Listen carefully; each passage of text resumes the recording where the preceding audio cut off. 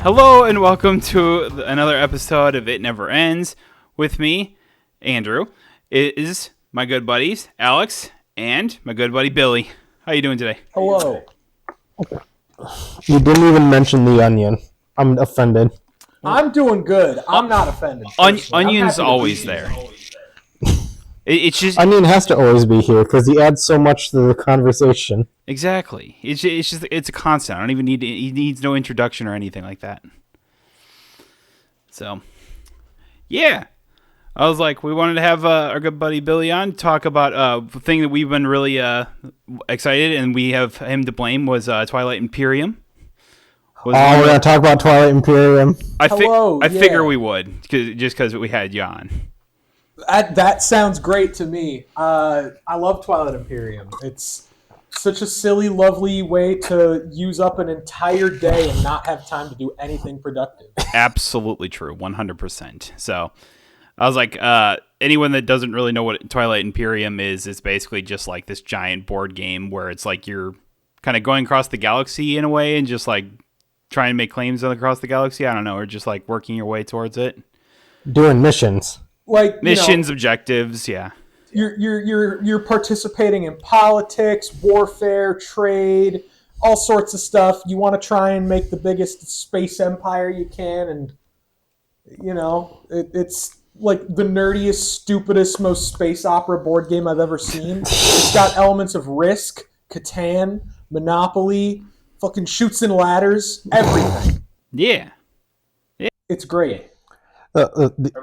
Playing a shorter game of it takes like 12 hours too. Yeah, it's like 8 to 12 hours for a playtime generally. I have yet to finish a game. I've only played a few times yet. I'm still pretty new to it, but I have yet to finish a game where we didn't run out of time.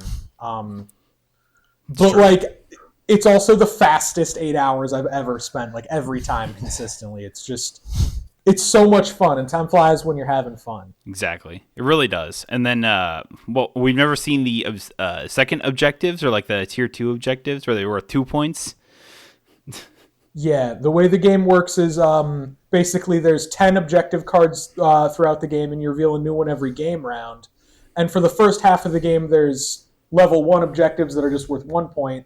For the second half, there's those level 2 objectives, and it turns out those are worth 2 points. We just need to get that far into the game. See, I feel like once we get that far, though, we'll actually be able to finish a game. It's going to be so great. We were probably like a round or two away from like Cole probably winning the last game anyway. Yes, I think we genuinely were because none of us stopped him fast enough. Or we would have all had to gang up and be like, hey, guys, that's a problem. We gotta. That's where we were at like the end of the last session, where like, guys, he's getting up there. Like, we gotta bust out the weed killer, cut this tree down. It's true. Yeah, they were multiplying too much. No, I love Twilight Imperium though. It's so good. I mean, just the base game alone has like 17 different factions, which are basically like the race or character that you pick in the game. And then the expansion, I think it's called Prophecy of Kings. Yeah. Adds an additional, I think seven, yeah. Leading to a total of 24 different options. So it's like, even if you have the maximum number of players of 8, it's like every game is going to be crazy different every time. Because, you're going to pick something different every time unless you main something. Then it's like, But it's such a great game with so many different possibilities, so many different styles of gameplay. And it's so dumb. It's a game that will take forever, but it's a game that always changes. Like, every single instant is going to be completely different from the last one. Not just based on like the classes that you pick, but how you play with that class too. For sure. Yeah. Well, I've always found it funny is like we talk about how this game takes like the whole time, but I remember seeing like championships from 2008 or whatever. It's literally the game is like 2.5 hours long. Maybe it's cut down, but like those are still like pros. Like, they have every card like memorized. Those are the people that memorize all 40 different objectives, like secret objective cards. They're the ones that do the math to try and figure out, okay, what secret objectives are the other players going for so that I can stop them while still getting my own. Those are the players that take this game so seriously. It's like, you think it's impressive when someone knows all the rules of D&D. These are people that have memorized every aspect of this game, like committed it to memory, and it blows me away. So like 2.5 hours, I never will do that. Like every game minimum for me is probably 8 hours. Let's be real. They're planning like 12 steps ahead each time they go. Like they're planning their whole game out. Like before they pick their faction, it feels like. Yeah, they know exactly what they're gonna do. It's not like, oh, what am I gonna do this round? No, I know what I'm going to do, and I'm gonna do it real fast. So I just look on YouTube real fast and I see the from Gen Con 2018 Twilight Imperium Finals 2.5 hours. God, jeez. I wish I could take like 3 turns in that amount of time. Like I said, maybe it's cut down. I don't know. I haven't watched it, but then I look and then I see there's a Twilight Imperium from 2023 championships, and this is just rounds 1 through 4, 8.5 hours. See, that's more my pace. That's what I'm. See, that's why I think that one from 2018 has got to be cut down, right? That was, probably also before the expansion was released, so it would have just been that's base game, true, more actually, vanilla. Yeah. Perhaps a little bit less complicated. Because that was before like the commanders and the heroes were introduced and stuff. Yeah, like that, the whole yeah. leader mechanic was introduced in the expansion that basically like gives you 3 names of 3 specific individuals for your faction that are notable people in the lore of the game. You get an agent, a commander, and then a hero. I love that has lore. The lore in this game is the best part. Every faction sheet that basically tells you, like, you know, all the like factual things about your faction, like, you know, what your abilities are, what your ships are, what your special ships are, what technologies you have. And that's something we haven't even talked about is technology. Oh my word! But so that faction sheet, like one side, you're using it the whole time that you're playing the game, pretty much. But the other side, you flip it over, it basically looks like a textbook page just printed on a piece of paper. There's just paragraphs and paragraphs of text talking about the race. It's a full textbook page of lore, but it's well written. It's interesting. It's creative. It's stupid. Like it's the same level of like, okay, let's not take this too seriously as like Star Wars. Mm-hmm. Oh yeah, because it's space opera. It's like the same original genre as Star Wars. There's space and everyone has the ability to space travel, but not every planet or race is the same technologically, and they're all weird. They do different things, and you never know what you're going to see, but you're never surprised by what you see. You know what I mean? Yeah. I'd say it's actually a little bit more similar to Star Trek than it is Star Wars. You're probably right about that, but I still think it's more violent than Star Trek. Oh yeah, absolutely. Just because, like, I don't know. It's such a perfect fusion of the general science fiction genre, it feels like. Yeah. I love it. It's I think you once said it's like it hits like almost every sci-fi, like different iteration of like sci-fi. It's like you could say like, oh, these guys are like the Star Trek ones, these are like the Star Wars guys, and like so on and so forth. That type of thing. And I think it's absolutely 100% true. We got another game coming up soon. Next week. Not next week. Not next week. 2 weeks. Week after. I got 2 weeks from yesterday. Do you guys have some of the things that you're like? Have you guys started planning out what you're gonna do? I think so. I did that with the last game, but the board didn't quite shape out like I wanted it to. So I was like, well, I got to improvise a little bit here. Look, on the last game, my whole objective was I just wanted to blow up a planet. That's all I wanted to do. And that's very hard to do normally in the context of the game. Like most of the factions don't have the ability to do so. So it was because of the like. Not many factions also start out with 2 war suns. To be fair, hey, I started with one war sun and then built another one. Yeah, a war sun. That's just this game's version of the Death Star. Pretty much.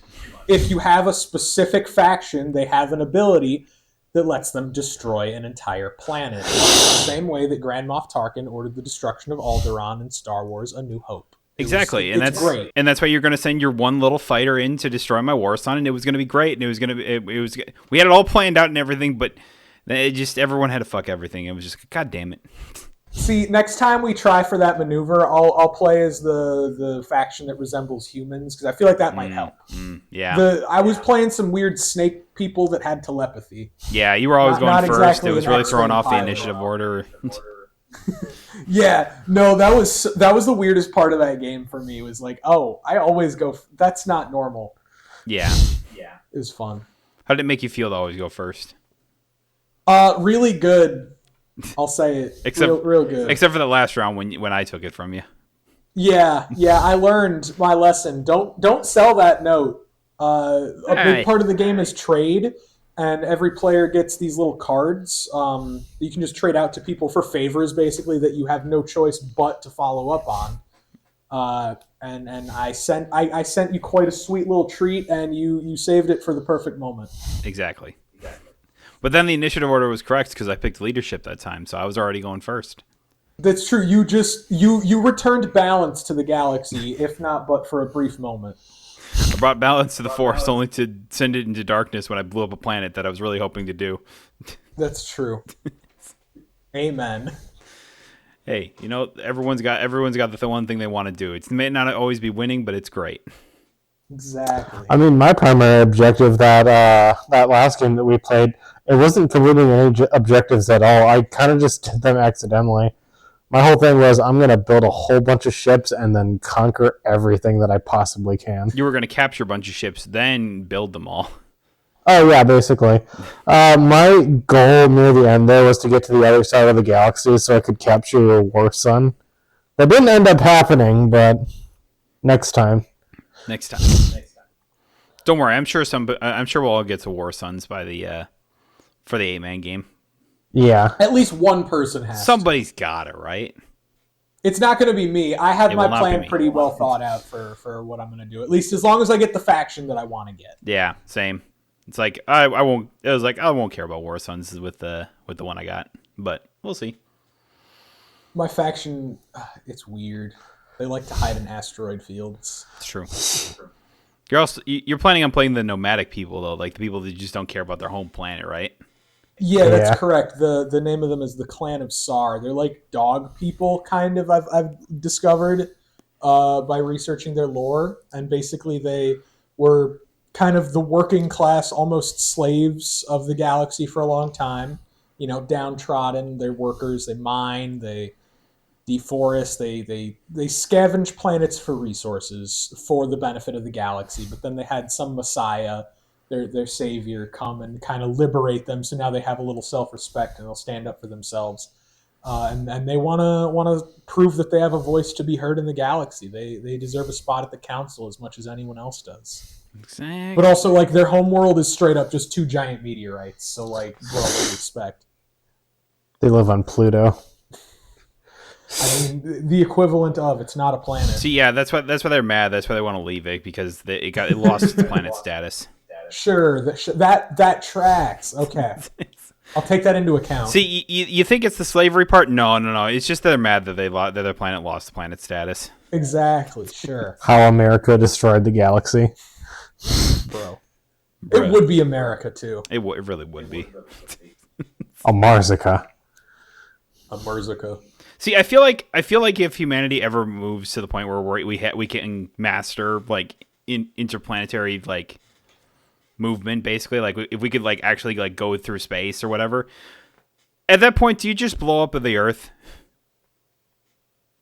I don't know, because like the odds of another planet being as ideal for human life as Earth is just like it's so astronomically low. So you don't want to blow up the Earth until you know you got someplace else to go. Yeah, you know what I mean? that's kind of what I was assuming. I just didn't say it. It was like I assumed that they found a new planet. Yeah, they found a new planet.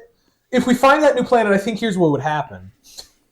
I think the rich would go to that new planet, and then they might blow up the Earth after the rich leave. No, you see, what we need to do is go the Wandering Earth route, where we just put giant thrusters on the Earth, and then just shoot, and then just travel to another star system. I don't know how well that's gonna go, but I'm all for that plan because it sounds badass. But I also feel like we need to leave like one little like trash bot behind, and we can have the plot of WALL-E. Sure. I like what you're saying because we gotta have something to pull us back when we get exactly. Back. And then when we're all like sitting up in space and we have like space bones or whatever, and we're all just like big babies walking around, or not even walking around. We're like laying on like floating chairs. In our chairs. Yeah. It's like then we got to go. Oh yeah, this is once what was human life or whatever. Literal, fully grown iPad. I mean, we're kind of heading in that direction with self-driving cars. You know, the Apple Vision Pro thing. Yeah, people are just walking around like fucking, like typing basically, like in front of them as they're walking like across the street, almost getting hit by cars. Yeah, it's like I get that you can see around it, but you're distracted, man. I've seen videos of people doing that inside their cars too, where they're just typing and doing stuff. Because like, oh, my car drives itself, I'll be fine. It's like, no, you won't. The car is likely to get in an accident no matter what you think, especially in the city. I can't imagine walking around with that like Apple Vision thing like on your face like 24/7 or just like whenever you're awake and not looking like a fucking asshole though. I think my neck would also break. God damn. I saw commercials for that and I was like, I get this is like the future that everyone thought it was going to be. I fucking hate it.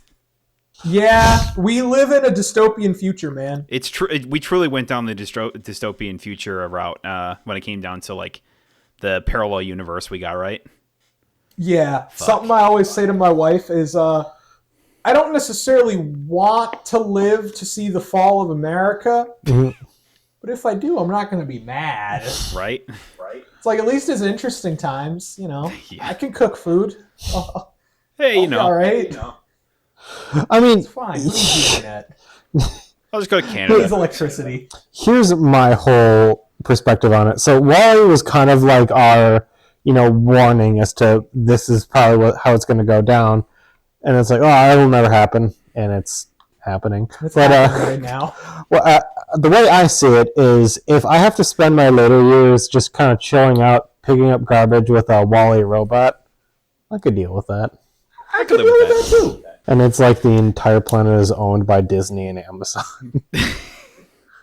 They're just big and large. No, it's like in Star Wars on Naboo. There's two halves of the planet. One is Amazon, one is Disney.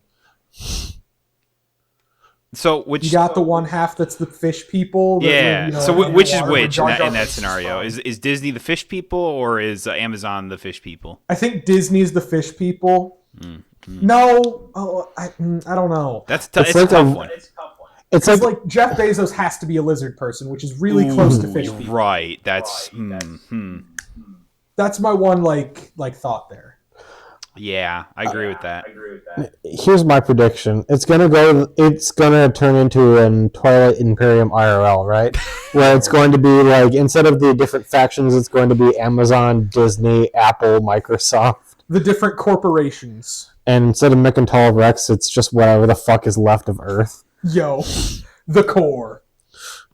I mean, who wants the molten core? I was like, isn't that like a lot not to be like feel like too much of a Star Wars nerd, but isn't that just basically what Coruscant became? It was just a planet like that was dying, and they just built a bunch of steel over the top of it.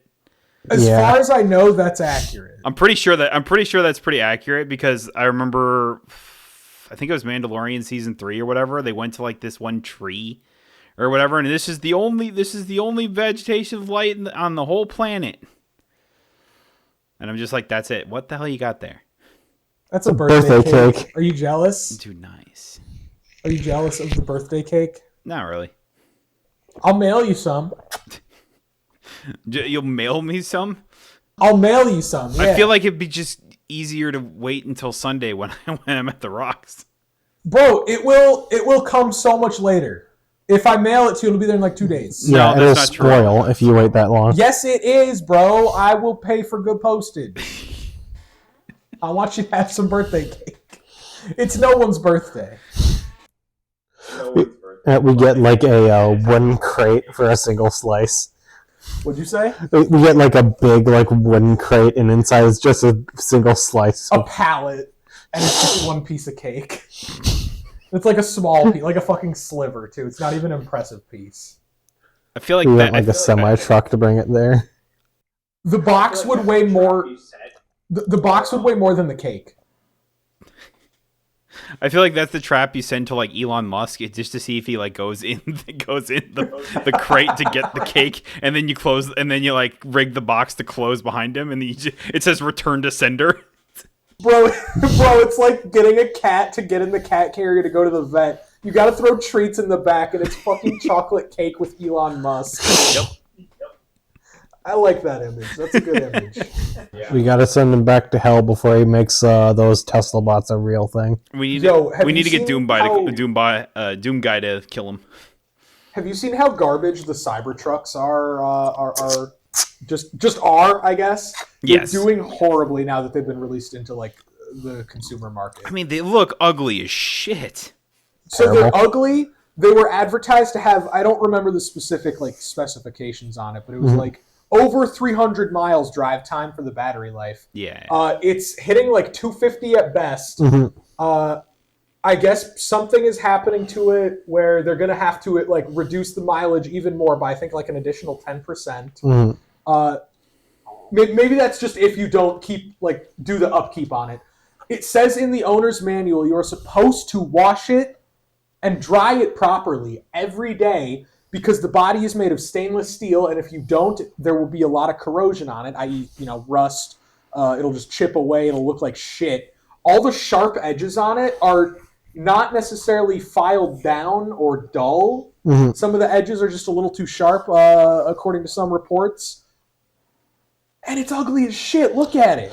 So the thing that I don't understand about it. Obviously, like people buy, Tesla for the status, but also recently, buying like a big or fancy truck that's also kind of like a fashionable or like status symbol. It's like you have if you have a big truck that you don't really need, honestly, and you're not compensating for anything. Not at all. Not at all. It's like, you want to go out and get like a brand new like Ford F-150. This doesn't even look like a truck.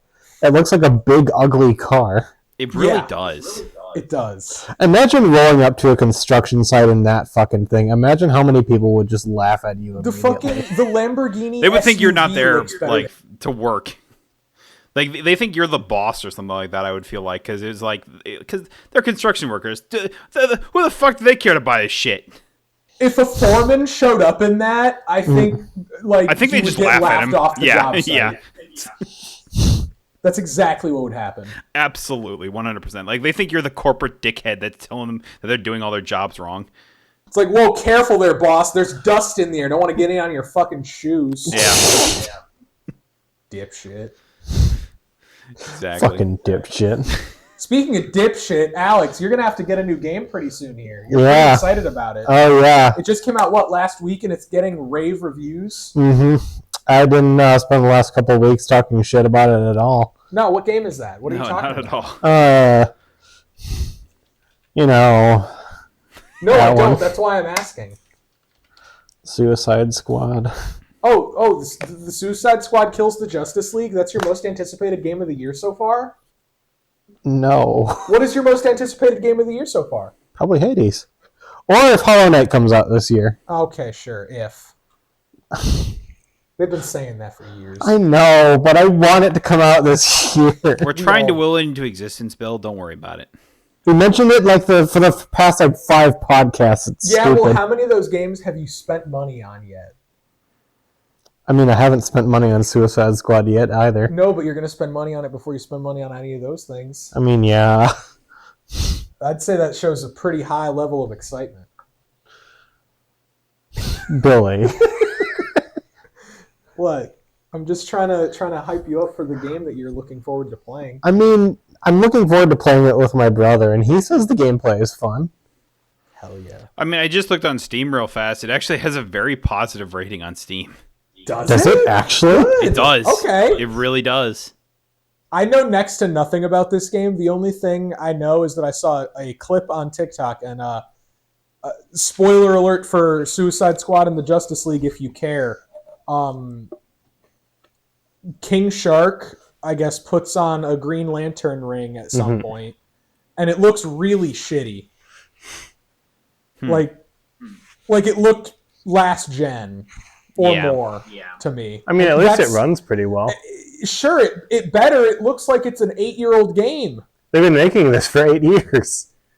That makes a lot of sense. That tracks. I just learned a lot just now. I don't know. Very positive reviews there. I'm not sure how they spent 8 years on this game. It's because they wanted to make this a live service. Oh, absolutely. In the game that you... Apparently, the final boss is Brainiac. Again, spoilers, but who cares? Everyone knew what this game is about. It takes 10 hours to beat. Don't worry about it. That's it? That's it. And it's $70. Yeah. That's why it's going to get a whole bunch of... They're saying if it survives, it's going to get a whole bunch of free updates. You only kill one of 13 instances of Brainiac. So apparently there's going to at least be 13 more story DLCs. Despite the fact that you've already killed the Justice League. Well, there's more than the main, 4 or 5 of the Justice League or whatever you probably kill in the game anyway, right? Mm. Oh boy, I can't wait to watch the thrilling hunt as they search down Plastic Man. Dude, what about I really hope Polka Dot Man and Condiments Man end up best characters in this game, honestly. They'll just have the Teen Titans and then they'll kill the Teen Titans. Real quick here, though, Plastic Man low-key is a god in Justice League. Basically, the Justice League is lucky that Plastic Man just wants to have a good time. Because if he turned evil, I don't think they could stop him. I mean, they kill Superman in this game by shooting a minigun at him. I'm pretty sure that they kind of threw logic out for this game. I still Realistically, these guys would never be able to kill a Green Lantern or Superman or probably even Batman. Or Plastic Man. Yeah. Yeah. Justice for Plastic Man. It's really funny to just look at all the reviews and even the positive ratings are just it's really short. It's not worth the $70, but it's not a bad game. So I'm just sure, yeah, I agree with that. I mean, if it survives later in life, I'm sure it'll be worth the money because there's all that free story DLC. Well, yeah. I actually have a bold prediction when it comes to the story. Again, if this game ends up becoming a legit, worthwhile live service, which, let me be clear here, I don't think that it will, considering it's scaringly low player numbers right now. If it does, I'm willing to bet that there's going to be a story DLC called Suicide Squad Saves the Justice League, where they somehow find a way to bring them all back from the dead. I wonder if they'll get the Time Stone. And just go back in time. Or just have reincarnated Superman turn the Earth backwards to make sense. See, that would actually be hilarious if they did that, I think, because then it's at least referencing one of the old movies that, has a cult following. Yeah. My father-in-law can quote almost that whole movie word for word. It's crazy. It's impressive. It's a fun movie.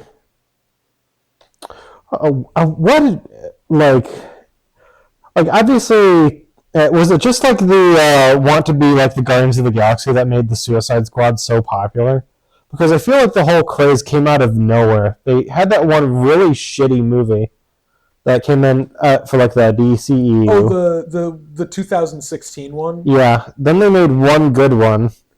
For some reason. Was that last year or was that the year before? That was the year before, and then they made the Peacemaker show. 2 years ago? Okay, the Peacemaker show I thought was hilarious. I loved the Peacemaker show. John Cena is legendary in it. He is so committed to the role that you just feel like John Cena stops existing and it's Peacemaker. And now we have a Suicide Squad video game. It's we don't even have a Justice League video game. What happened to the Wonder Woman game that they were talking about? Guys, real fast, we just looked up the Suicide Squad, the one that was actually good or whatever. Came out in 2021. Oh, that's 3 years ago. Yeah, it feels like so. It does not feel like that long. Nice. Still a good movie though. Are they still gonna completely redo the DCEU? And when the fuck are they doing that? I don't know. I think WB's given up on the DCEU. Well, no, because they got James Gunn to do all this other shit for it now. Just right? make standalone movies; they'll be way better. Trust me. I mean, yeah, they made not Atlantic Man with Aquaman. Atlantic Man. Atlantic Man. Is that what you just said? Yeah, that's what he's. Bro, is his arch nemesis fucking Pacific Man? Is one of what? Is Poseidon the big bad guy? Have either of you guys seen the sequel to Aquaman? No, No. I saw the first one and I did not think it was a great movie, but I had so much fun watching it. Same. It was like the only thing I don't like is I think that the missed opportunity for the end credit song. It should have been Ocean Man. It really should have been Ocean Man. It really should have been. Otherwise, I thought it was like 10 out of 10 in terms of entertainment. Yeah. Great time. I agree with that. I had so much fun watching it. I wish I would have seen it while it was the sequel while I was in film theaters. I can't fucking talk today, bro. I'm sorry. Was That's the sequel okay. even good? Like, did people like it even? I didn't hear a damn word. That's about as much as I heard. Hey, Alex. Yeah. When do you want to break into this chocolate birthday cake? Let's wait until after the podcast. I respect that. It's just staring at me. Staring at me good. There's a 6.8 on IMDb. Wow. Oh, that's the. Hold Suppose on. it's No, not that bad. that's the 2018 Aquaman. Hold on. 5.7. Yep.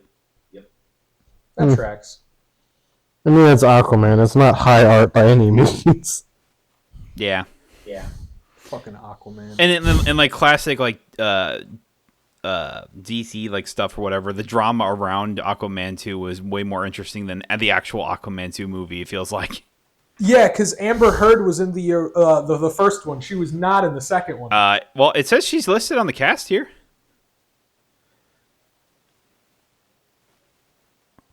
Did they?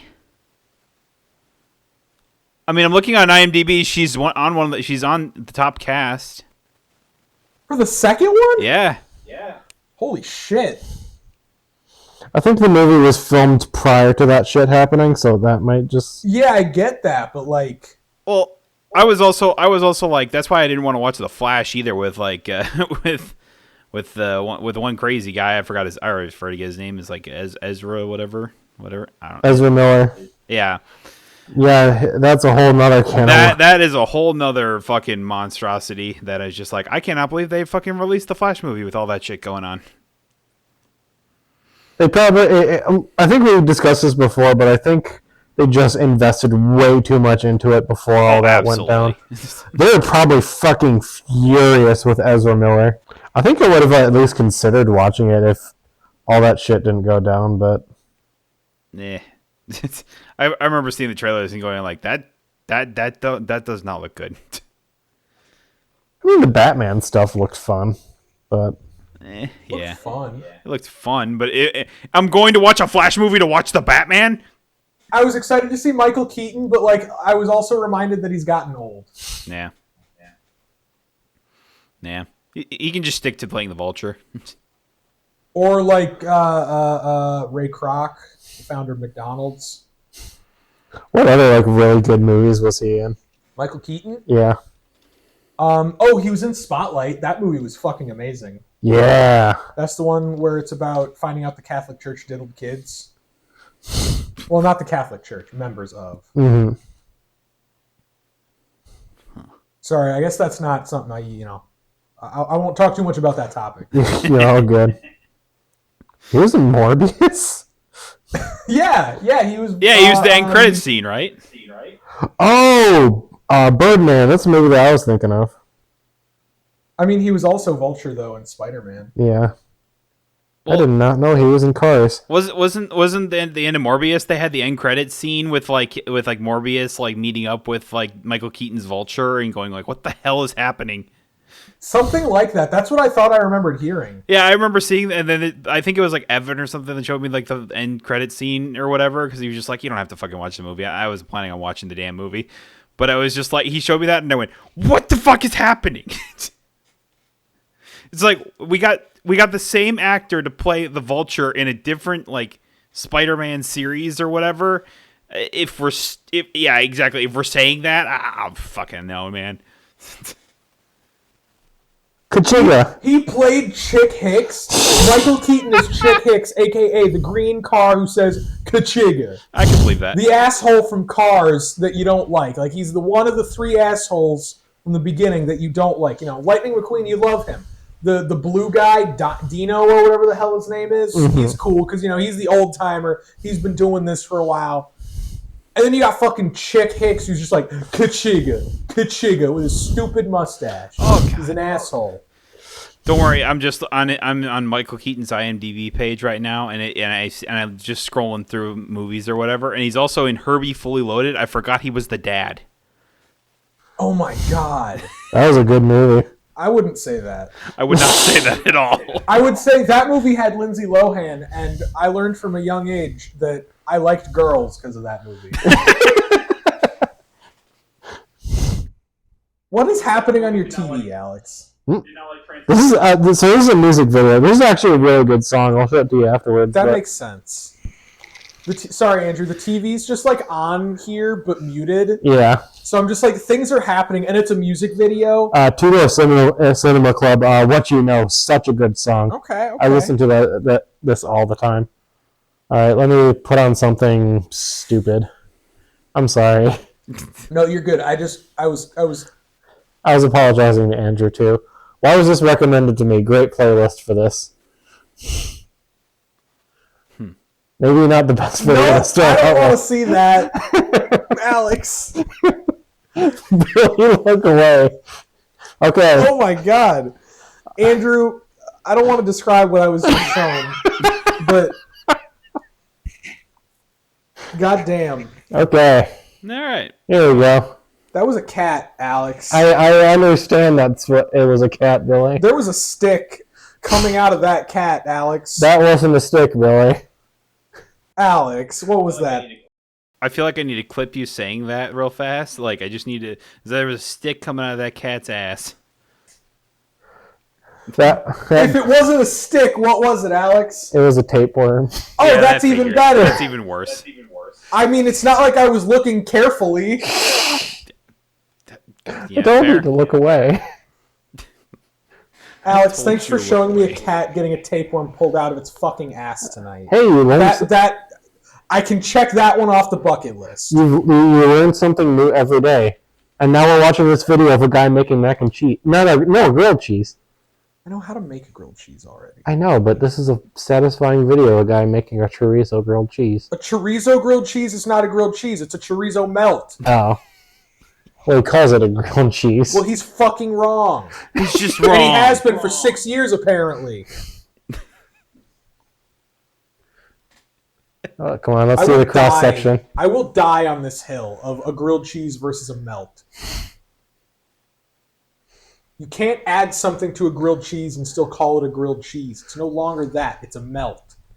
I swear to God. He burnt the crust. It looks pretty good. He didn't burn the crust. I'm just being nitpicky. Yeah. What is he going to dip it in? What is that? I don't know. Cum. If you put cum on a sandwich, can you call it a grilled cheese anymore? No, it's a cum melt. I regret asking. I regret answering. Jesus. Jesus. I'm very glad that this is what the podcast has turned into. Oh yeah, it's just evolved into just whatever. I mean, that's the name, right? It never ends. At this point, I might as well just eat some birthday cake while we're recording. Yeah, I mean, might as why well, not? right? I'm not gonna get up. That's a lot of work. Yeah. It's a lot of work. Yeah. You get there eventually. The point where you actually I can wait for Alex to get up. That's fine. Yeah. And then you go, while you're up. See, like, I have the birthday cake next to me and everything. I just don't have a fork. First world problems. Yeah. Complaining about not having a fork after we just got out of a movie about the Holocaust. Listen, man. Nice. It wasn't about the Holocaust. It was about the people who did the Holocaust. And ignored the Holocaust. Yeah. We watched a movie called The Zone of Interest, and it was an interesting, intriguing movie. Yeah. I think that I'm, like, too stupid to understand it after watching it only one time. That's what I learned from this movie. Dude. But it was interesting. You're basically me after watching the movie Mother. See, that's a movie I never saw, but I know enough where I know that I don't want to see it. Yeah, you don't. I think it's an interesting, like, art piece, but it's not a good movie. I'm sorry. Is it entertaining at any point throughout the runtime? I don't think so. I thoroughly did not enjoy watching that movie. It was just stressful and sad. Andrew, I got a question for you. What was that? What's your favorite brand of hot dog at the grocery store? I don't know. Oscar Mayer, probably. That's fair. Kind of basic, but like, I Yeah, get it's it. a basic bitch. It's I'm not a big. Nathan's guy myself. I like Nathan's skinless bun length Franks. Oh, they gotta have bun length. Otherwise, can you even call it a hot dog at that point? Like, if it's not bun length, my dog rejoices because she knows she's getting that little bit of bun that ain't got no wiener in it. You know what I'm saying? Exactly. My dog does not need more bread. I got enough The bread. dog in my is life. adorable. I love my dog. I miss her. You baby. It was so hard leaving her this afternoon. Aw. But like that's like any time I have to leave the house. Yeah. Yeah, that's fair. Did she just meet you at the door being like, don't leave, Daddy? I want to have... No, we have to. So if Ariel's still home, yeah. Mhm. Like I'll sometimes have to ask my wife to hold on to the dog so I can take it outside. Usually she's pretty good at staying, but like when she starts getting real worried or like she knows what's up, then she'll try to not let me leave. She just looks so sad. She's got puppy dog eyes, and she's like, Well, she's a puppy dog. she's small, so she looks like a permanent baby. It's true. And my heart just melts. She knows how to work me, dude. When I have food, she knows how to work me. Yeah. I always love because Oakley will just get up on the couch and just stare at you while you eat something. Yeah. They're like, are you going to give any of that to me? It's gotten like really bad. Oh, no. So I sit in my recliner at home, and it's not like one of those ones with a wooden crank that you just pull and the legs pop up. It's like an electric motorized one. So it's got two buttons on the inside of the armrest, and you just hold it, and the footrest goes up, and it reclines. And I'll usually sit there when I get home from work. I'll put a blanket on, and she loves the blanket. The blanket, she'll go right between my legs, and she'll usually rest her head on like my thigh, especially when I'm like eating French fries or mac and cheese or chips or some shit. Like she'll just know exactly the right time to come up there, make a little nest for herself, rest her head, and like the rest is up to me. And she knows she's getting enough chips. Like she knows she's getting enough fries. She's getting whatever I got. Oh yeah. She can work me too easily. You're a dog, Dad. Exactly. I love her. I was like, Jasmine's gotten to the point where she doesn't just stand there and watch you when you eat now. She's now like puts her like head up on like your arm or whatever, and she's just like, can I please have some? Can I please? And I'm just That's like, true. You son of a bitch, dog. Why do you got to be so damn cute? Yesterday while I was eating my Mexican food at your house, she rested her head on my fucking foot at one point. Yeah, she does. It was that. so cute. I like didn't give her any because I don't want you to have to clean up after Jasmine eating Mexican food. I appreciate that. Yeah, I got you.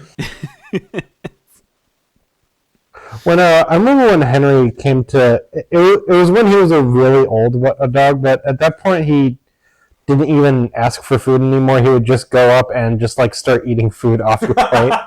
That's how my parents' dog is, Agnes. She's a basset hound.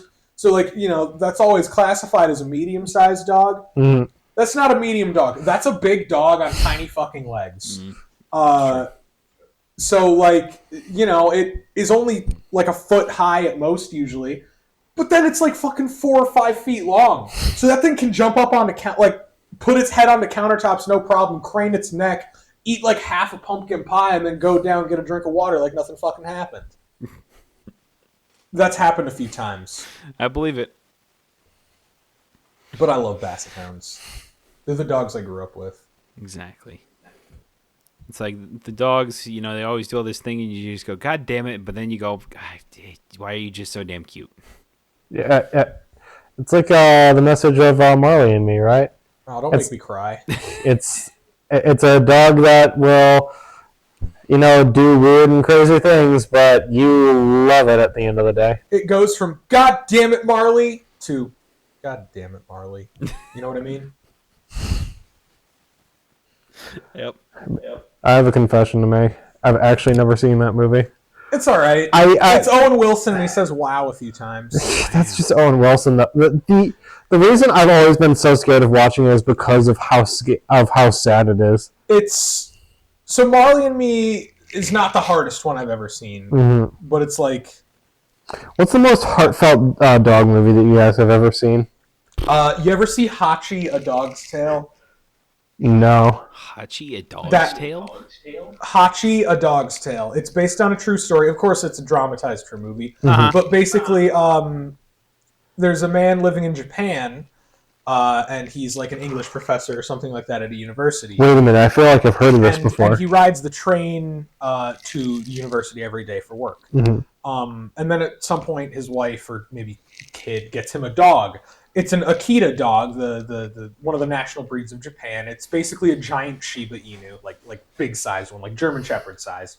But they're like just as fluffy as a Shiba. They got the same cute curled tail. They're just bigger, and like they got kind of squinty faces. They're really adorable. I love them. Very loyal dogs as well, because this dog loved its owner, and it was a really good dog. It never had to like get leashed even, and it would follow its dad to the train station every day to work. But one day, while the professor was at work at the university, he has a heart attack and passes away. But the dog, I forgot to mention part of the story. Silly me. The dog follows him to the train station every day and waits for the train to get back. That's important. Oh, wow. And so when this guy dies at work, the dog ends up waiting and waiting and waiting. And eventually the dog, spoiler alert, passes. I watched that movie one night, and I like went out to my dogs and was just like, I fucking love you guys. It's such a beautiful movie. I don't want to like talk about everything the movie does to make it like unique and interesting. Yeah. But that's the hardest one. You kind of want to just give us an introduction to it. I've never. It's based on this legend, so like, that's why I don't feel bad telling the whole story. It's like it's based on a legend, and it's based on this true story as well. Like there was actually a dog that was that loyal that waited for its owner that never came back. Like there's a real statue of it in Japan. It's cool as hell. I always feel so sad for those pets where when the owner dies, they'll watch like a video or have like a picture of them and they'll just snuggle up next to it because they miss their because they just that one with the cat always hurts me to watch because you know he just misses his owner so much. I definitely know. Those videos are hard. Then there's classic Lassie. Man, I like how he went from talking about tapeworms to this. That's how it goes, man. Yeah, this is just our podcast now. Yeah, this is just what it is now. That's what you get when you have me on. Billy, I promise this is usually what it turns into anyway. Nice. Oh, yeah. It probably, like 9 out of 10 times, probably will turn into this. Yeah. Hell fucking yeah. So. There was one thing I wanted to bring up to you guys, and something you kind of talked about yesterday when you stopped over, was all the shit that's going on with Xbox right now. Yeah. So what exactly is going on? Yesterday was my first time hearing about this. Can you summarize it really quick? I didn't know about this until Alex said this, so he's probably more informed than we are. Would you like me to go over it? Sure, go through it real fast because you probably know more than I do. So a leaked document came out from a data mining of Hi-Fi Rush that shows some T-shirts in the game that apparently indicate that the game is going to come to the Epic Games Store, Switch, and PS5. And literally a whole bunch of leaks have been coming out of Xbox that more games are going to come to the PS5 or be considered for the PS5. Such as, like Starfield, Indiana Jones, even like Halo and Gears is apparently being considered.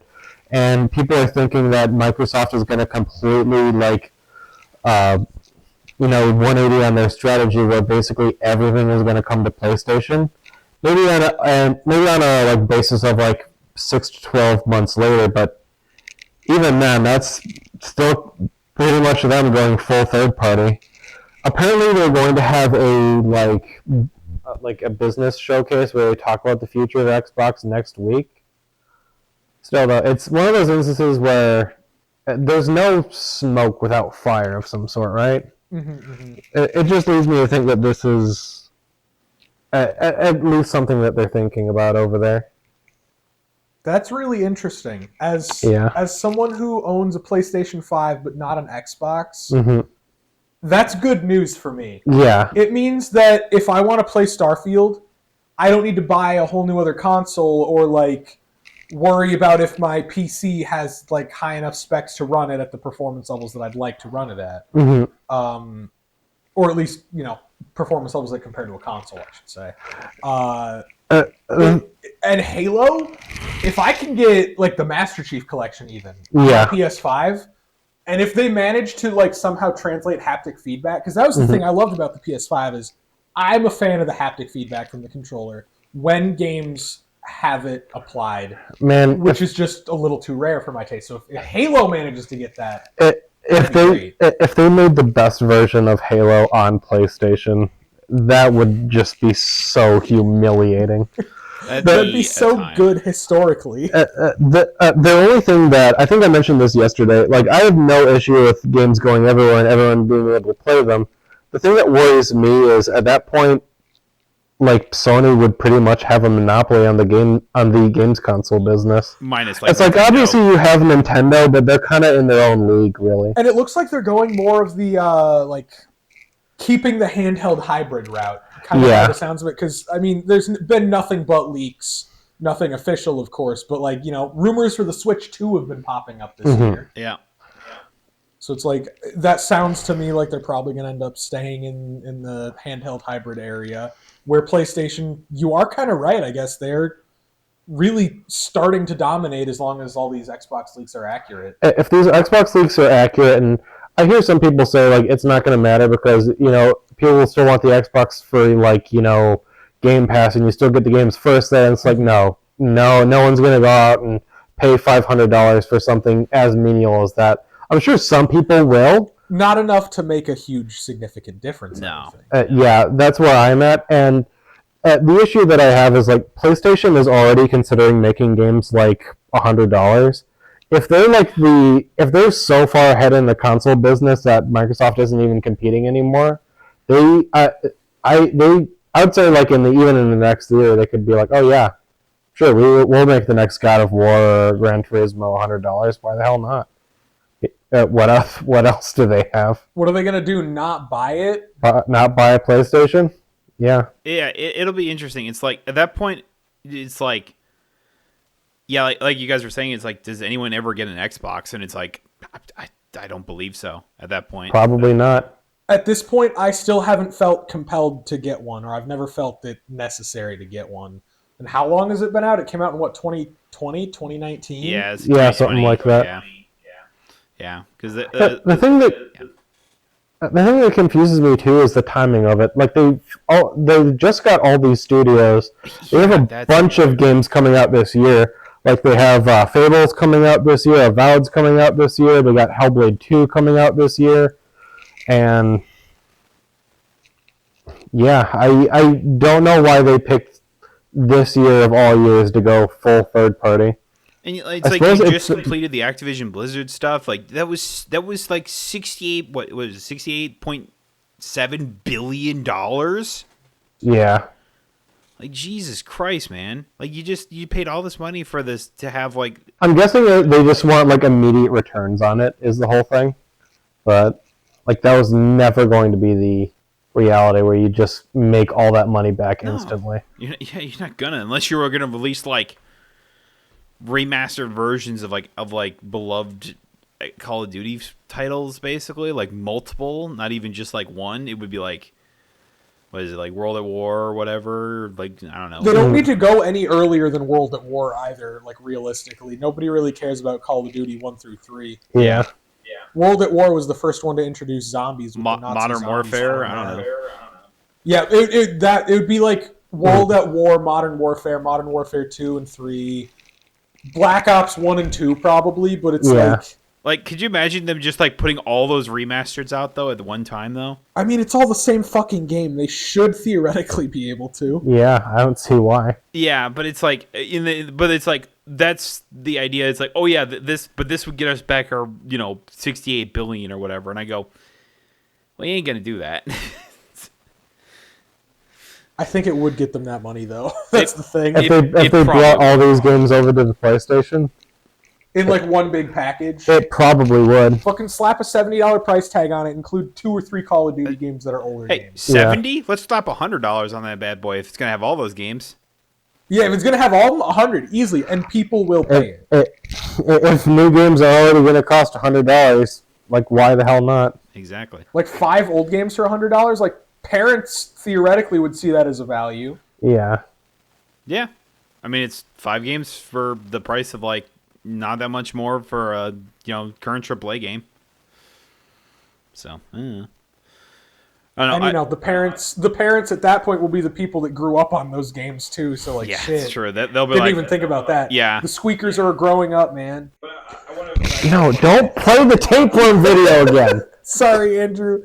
Alex just played the tapeworm video. I did not. It went back to that video. Well, why'd you let it go back to the video? Alex. I still saw a tapeworm coming out of a cat's ass for a second time today. Okay. Lovely. I will Hey, Billy, make you it still a excited point for that that birthday you don't cake? have to see that again.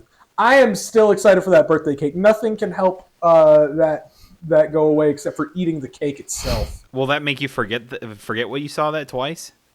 Probably not. Yeah, that's fair. Maybe once. At least I'll get some birthday cake. Yeah. Anyway, so going back to my point though of what I was wanting to say, but I think it was something that you brought up, Alex, is like what's going to stop Sony from like pricing games at $100, and it's like nothing. Realistically, nothing. At this point, it sounds kind of complacent, but at this point, I'm just kind of waiting to see what happens, because as an individual, there's not a whole lot that I can do. I'm obviously worried about like the health of the industry because it's an industry that I want to be a part of. At the exact same time, I'm not going to make a thing of it because a grown man, bitching about other people getting to play a video game that they like, that just sounds so sad. I get what you're saying. Yeah. I just don't want to be someone like that, basically. Yeah. I mean, realistically, most of what I play these days is this game that came out in 2012. Dead by Daylight? I love Dead by Daylight. That came out in 2012? It's an old game. I remember. No, it was that old. Jesus. It's over 10 years old now. That's impressive that it's still got as big a following as it does. Yeah. I mean, they keep releasing good DLCs for it. They just released the game's first new game mode. Holy shit. After 12 years? Yeah. The upcoming content is actually pretty compelling. I'm pretty excited about it. That's so cool. It wasn't 2012, it says it was 2016 it was released.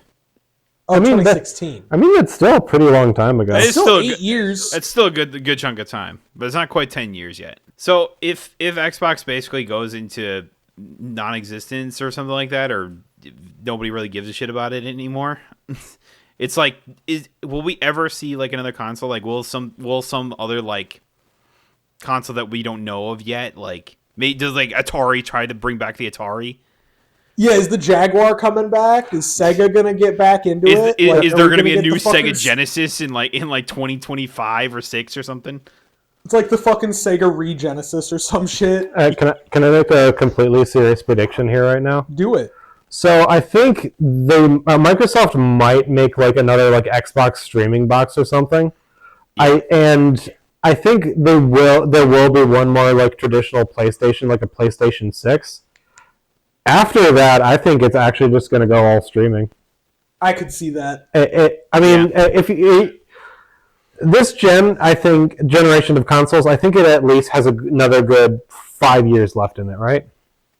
Hopefully. I think around that. I think around that much sounds reasonable. And if you consider like the life cycle of a PlayStation 6, like a good, let's say like 10, 12 years maybe. After that, technology and like internet will probably be at the point where they can do that. Well, you'd hope. God damn. You'd hope it'd be there. That's how I look at it. It's like, man, if it's not there in like 5 years to the point where everyone can, internet is powerful enough that people could stream like games and with very little lag, I'd hope so. I'd take it. Yeah. Anyway, that's what my prediction of where the gaming industry is going. And I think in the next couple of years, especially, it's going to be especially reliant on indie titles. Because there's another article I read. Apparently, there's like over 100 studios are working on different live service games right now. Holy crap! It's a lot. That's a lot. Are these all pay-to-play live service games then, or? I think so too. With the thing that worries me about that is because like Suicide Squad is coming out, and we're already kind of at the end of the whole like live service fad, and more people just do not want to deal with games like that anymore. Yeah. So as soon as basically all those games come out, they're going to be almost dead on arrival. Yikes. Hopefully that doesn't cause too many closures or layoffs from development companies not making the profits that they were projected to make. They will. This is in terms of layoffs, it's going to be way worse than it was last year. If last year and this year has taught me anything, it's absolutely going to play a factor in that. The thing that I hate about it too most is like game devs really don't have much protection there. It's hard to make a union because it's an industry that everybody wants to break into, and there's just no jobs for. Mm-hmm. Especially now with AI becoming more and more advanced, and that's inevitably going to take more and more jobs. Fucking when I watch like old reruns of British Top Gear at home, I can't avoid seeing ads for like IBM for fucking AI that'll check your coding for you. It's like, great. Soon coding will just be written by AI and everything's going to be boring as hell. Great. Awesome. Billy, did I ever tell you the email I got last week about I talked about it on the podcast last week, but I got an email from like AI people that like AI people was like, "Hey, we just found the podcast. We think you could benefit from using our AI systems to make your podcast better." And I'm just like, "Fuck off." No, thank you. Didn't it say it would like find like our projected audience or something like that? I mean, yeah. What did it say that they would do? I didn't read into it, so I did not care. I just thought it was like really crazy. I remember that one time where we got an offer for a Raid Shadow Legends sponsorship. Where'd that go? Why didn't you take it up? Because we probably wouldn't have gotten paid for it. We get like what? That was back when we were still streaming the podcast, and we were getting like 1-2 viewers every episode, maybe. Yeah. And those streams would have been brought to you by Raid Shadow Legends. I don't know if that would have helped. Just saying that would have been worth it in hindsight. Man, I just said that for free right now. Can you cut that part out, Andrew? Probably. I don't know. You don't have to. I don't give a shit. Wait, when you're editing this, go to the point where it said, and sponsored by, and then just bleep out Raid Shadow Legends. That'd be good. Or no, wait, replace, Andrew, use your voice. Don't use Billy's voice. There we go. After he says, sponsored by, put in Kirkland Milk. Yo, Kirkland Milk. Hey, yo, Kirkland, if you want to sponsor us, though, we will definitely take that ad. A Costco sponsorship? Fuck yeah. Fuck yeah, dude. Dude, Alex, on a scale of 1 to 10, how would you rate your very first hot dog drink combo from Costco? Oh, it's easily like at least a 9. A 9 out of 10? So here's the thing. If we talk about like the value, it's completely unbeatable. Like the hot dog itself was delicious. The fact that it comes with a drink is fantastic, and the fact that it's only $1.50, that's cheaper than like the cheapest thing at McDonald's. Basically. And you get a whole lot more for it. So it's like price. Condiments, of course, are free. I mean, it's only ketchup, mustard, or relish. But I just remember I hate calling it this, but the price to performance. Wasn't it during like the pandemic or something like that? Like the current CEO of like Costco threatened to like raise the price of the hot dog and drink combo. I think they announced like plans to, and there were rumors that I think the founder of Costco or something was like, "You can't fucking change the price on that. I will fucking destroy you if you do." Anymore. It's like it won't be Kirkland anymore. Or some shit like that. He straight up just like threatened the guy, and he's just like, "All right, I guess we're just gonna take an L here." Straight up strong arms his ass into just nope. You raise everything, not the fucking hot dog. you can raise the price on just about anything else, just not the hot dog and drink combo. No one fucks with the dog. I learned today that you cannot order a hot dog without a drink at the Costco concession Oh, stand. absolutely. You can get a drink without a hot dog, but not a hot dog without a drink. That's illegal. That's illegal. At least it's not available on the self-service kiosk. I thought, because I was thinking, so $150, that's probably the price without a drink, and it's probably like $2 or $2.50 with a drink, and it's like, I don't need a drink. And it's like, brother. It comes with, it's $1.50. What the fuck? And you can get 72 Eggo waffles for $11. God damn. Buying in bulk. That's like my favorite deal that they have. Just buy like a shit ton of Eggo waffles set for the year. Listen, my freezer may or may not be full. With Eggo waffles. There's a box of 70 of them for like $15 or some bullshit. It was 72 waffles for like $11.99, I'm pretty sure. 72 waffles. Yeah, the PPW is insane. Do you make Price per waffle. like a waffle a day then? No, like half of them are fucking freezer burnt, bro. That's That's fair. the thing. That's the reality of having a Costco membership. Yeah. Mhm. Is you go there, you spend $200, and then like depending on how much freezer shit you got, half of it gets freezer burnt. Billy, have you ever looked at the price of like waffle mix at like mix that you make and just like make your own waffles? No, I'm picky about my waffles. I'm a bitch. That's fair. But you can make them I to your don't like the specification over- then.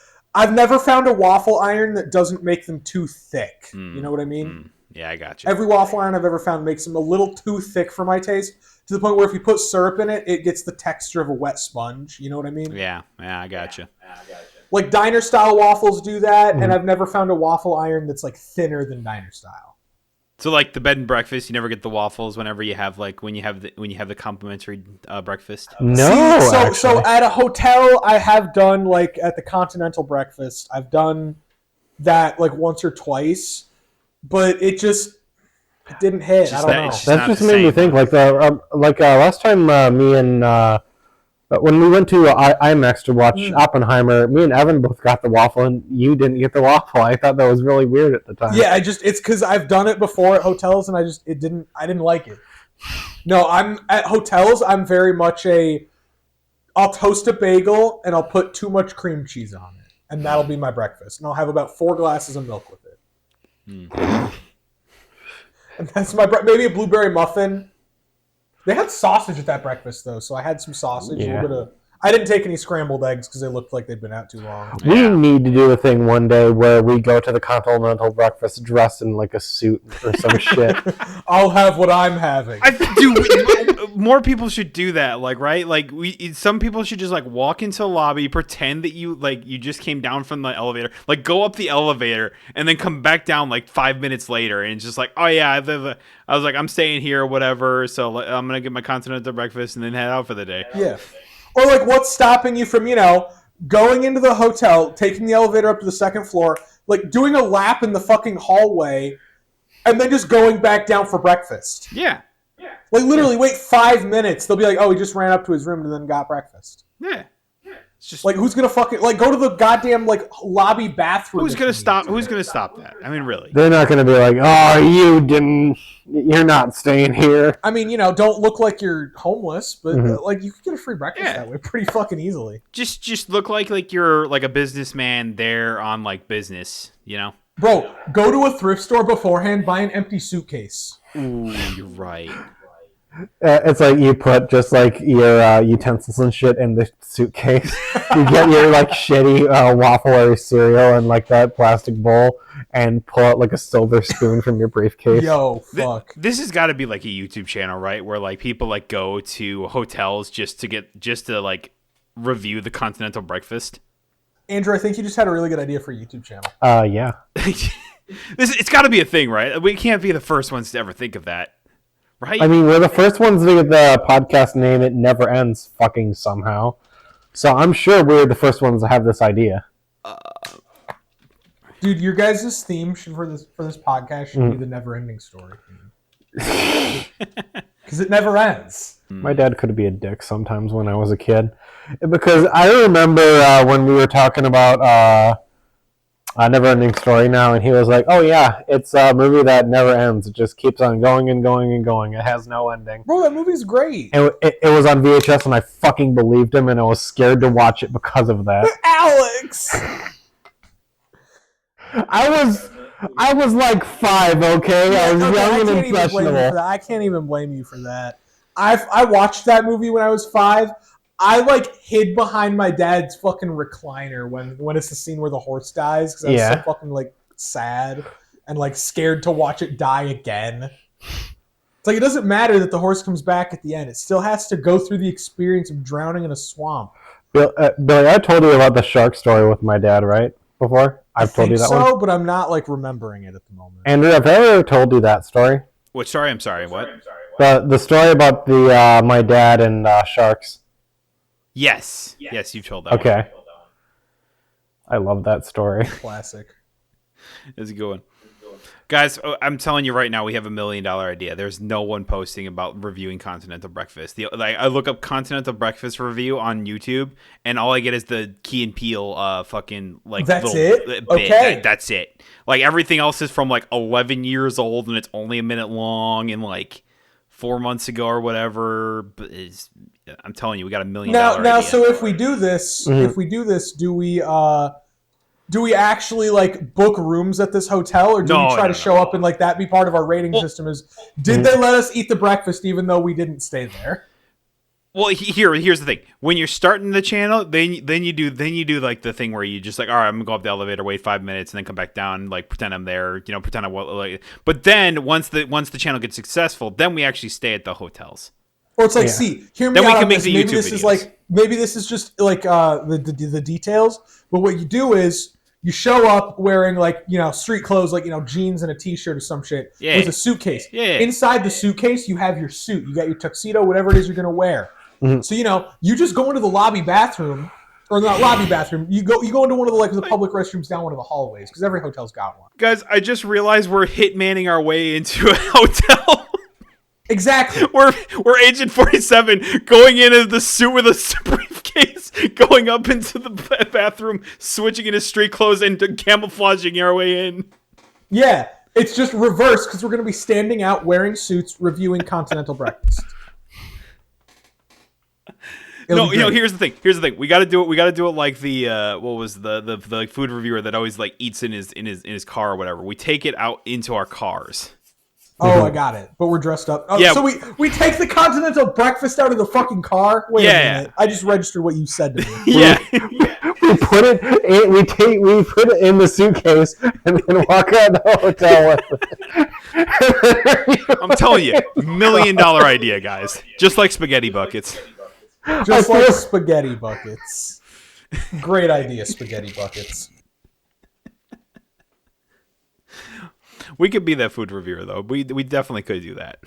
We could be the next Mr. Beast with this shit.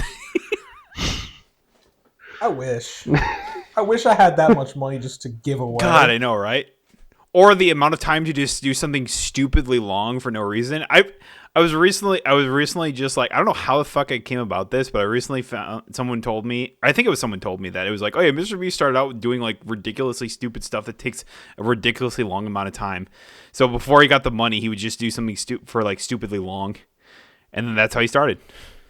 And I was like, really? And I was like, yeah, you look up his first like YouTube video. It's like him staring at a wall for like 24 hours. No cuts, no edits or anything like that, or allegedly at least. Hell yeah. And it's a 24-hour video of him staring at a wall. Jesus. Like, what? I got a whole day to waste just staring at a goddamn wall and not losing my damn mind doing so. I feel bad for Jesus. He never got to go to Taco Bell just on a whim. That must have sucked. Dude, Taco Bell's great. It's dangerous. Maybe that's why he wasn't born in modern day. It would be too tempting. It would be too tempting to not go to Taco Bell. How much money would you need to like grow out your hair, dress up like Jesus, and walk into a hotel, say I'm here for the Continental Breakfast? How much would you need, Alex? I'd probably do it for free, honestly. Hey, Alex, I have a question for you. I don't have a whole lot of hair in the top of my head, though, is the problem. We can get a wig. Okay. Do you wear wigs?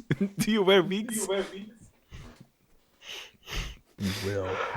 Instead of dressing up like Jesus, can I get like Christian themed onesie? Nope, you got it. Well, I think you should dress like Jesus, and then after they kick you out, then you come back in the Christian onesie. I feel like if you dress up as Jesus and go to like a Chick-fil-A or whatever, they'll just give you the chicken for free. I go in like Jesus, and one of the employees says, "You're not really Jesus."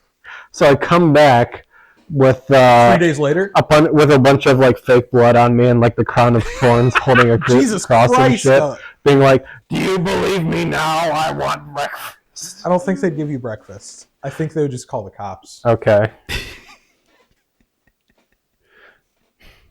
But like, go for it. I'd be disappointed. That's to say the least. Oh man. I feel like we need to explore this, like Jesus reviews, like Taco Bell or something. Shit, I'd do it. We'll get the Christian fan base to go along with it. They'll love it. No. The Christian fan base. Yeah. I'm sorry. That phrase got me for a second. It was really good. We've officially gone off the rails. The fucking Christian fan base. Man, the Christian fandom is hella toxic. Oh, yeah. Now, here's the thing. Do they crucify you or not? I mean, I'm pretending to be Jesus, so I would have to imagine so. But, like, all they could do is get mad at you. Yeah. What else are they going to do legally? It's fair. What are they going to do? Yeah, Christians, what are you going to do?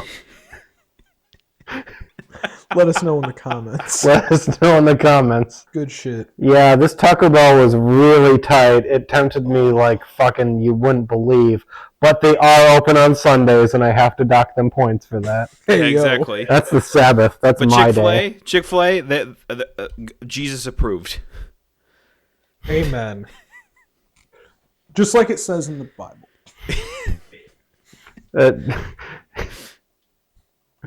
Genesis 16:1 or whatever. Go to Chick-fil-A. Jesus approves of Chick-fil-A. Bruh. If you went to like church or something like that, or you went up to like a priest and like just like wrote a bunch of notes in a Bible, do you think he'd just like kill you or something? I mean, if you were writing it in their Bible, yes. No. See, if you're taking like actual notes, like no, like you were like marking stuff off or whatever. Like, no, this is wrong type thing. Like you just like Xing out like big parts of it or something like that. You'd be Jim Jones. Hey, yo. Oh man, probably. This officially went off the rails. Remember when we were talking about Xbox? I do. That was crazy. I remember when we were talking about tapeworms and cats. I don't try to remember that. Yeah. I try to forget those times. I'm glad I'm glad I can't see your TV. Bro, I'm jealous of you, just like you're jealous of this birthday cake.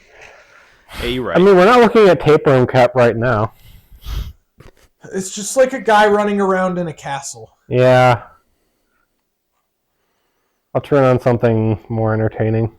What's happening? March of the Penguins. Guys, do you think the devs of Pal World were influenced by the like 2014 or the old Smosh video of like Pikachu shooting like Jigglypuff or Charizard with a gun or something like that? 100%. They watched that video and said, I want to make that a video game. It's like and that. Then Pal World came out 10 years later. Yeah, that's we're gonna make that a video game, and it's gonna be a sensational hit.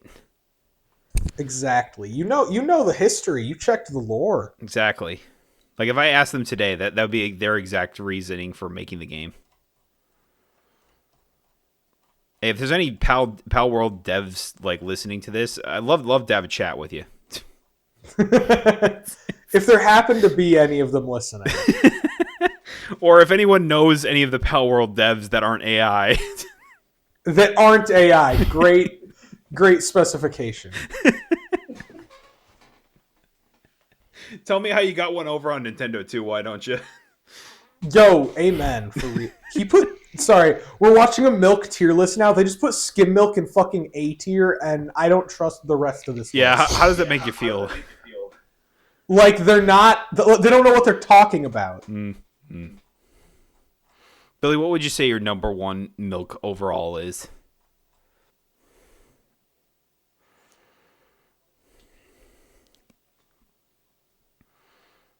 Ooh, yeah.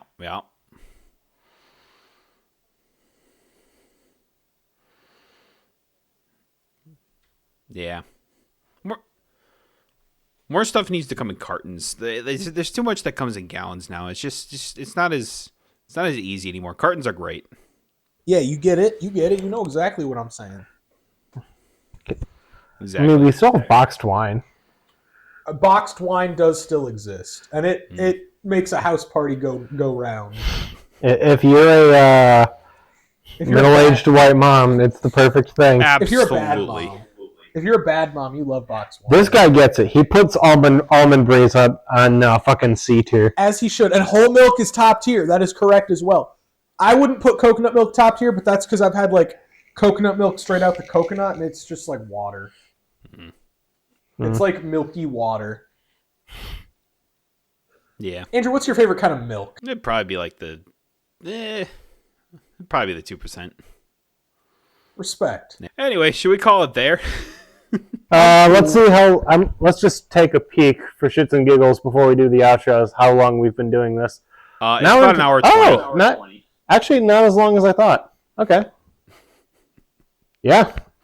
So, thank you all for Billy and for joining us. Thanks for having me. It was super fun. Thank you again. Yeah, be sure to subscribe to the podcast for more unhinged, whatever the hell that was. Whatever the fuck this was. For more burping in the outros. Exactly. That's how it goes. And be sure to follow Alex. I was like, you do stream on occasion or whatever, or trying to. Yeah, when I'm not behind on my sleep. Yeah. On my taxes. Yeah. That happens. So, but yeah. We'll see y'all next week. Bye-bye. Bye.